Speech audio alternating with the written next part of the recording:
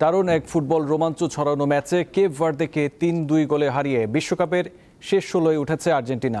নির্ধারিত সময়ের পর অতিরিক্ত সময়ে ম্যাচ মাঠে গড়ালে শেষ দিকে প্রতিপক্ষের আত্মঘাতী গোলে জয় নিশ্চিত করে বর্তমান চ্যাম্পিয়নরা। রাউন্ড অফ 16-এ আর্জেন্টিনার প্রতিপক্ষ মিশর। Messi's delivery is a good one and it's a কি ছিল না এই ম্যাচে, রীতিমতো টুইস্ট আর ক্লাইম্যাক্সের বর্ষা নিয়ে বসেছিল ম্যাচটি। আর্জেন্টিনা দুইবার লিড নিলেও সমতায় ফেরে কেপ ভার্দে। শেষ পর্যন্ত রূপকথা গল্প লেখা হলো না কেপ ভার্দের। ম্যাচ হারলেও দর্শকদের ভালোবাসা নিয়ে বিশ্বকাপ থেকে বিদায় নিতে হয় তাদের, আর স্বস্তির নিঃশ্বাস নেয় মেসি বাহিনী। যুক্তরাষ্ট্রের মিয়ামিতে ম্যাচের শুরু থেকেই বল দখল আর আক্রমণের ধার সবকিছুতেই এগিয়ে ছিল আর্জেন্টিনা।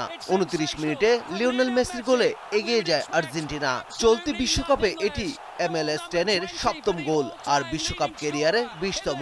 এ নিয়ে বিশ্বকাপের টানা ৮ম ম্যাচে গোল করার কীর্তি গড়লেন আর্জেন্টাইন অধিনায়ক।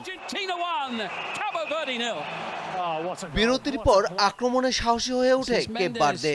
৫৯ মিনিটে লারুস দুয়ার্তের দুর্দান্ত গোলে সমতায় ফিরে দেশটি।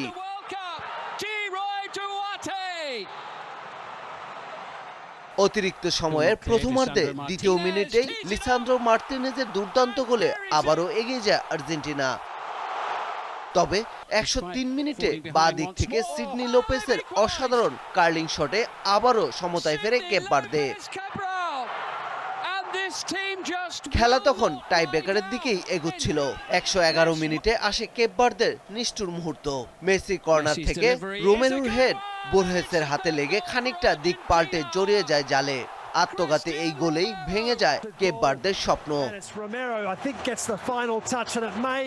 আর্জেন্টিনা মিশর শেষ ১৬ ম্যাচটি শুরু হবে আগামী ৭ জুলাই বাংলাদেশ সময় রাত ১০টায়। পারভেজ খোকন, দীপ্ত স্পোর্টস। আন্তর্জাতিক মান, সেরা ফায়ার রেজিস্ট্যান্স, BRB কেবলস।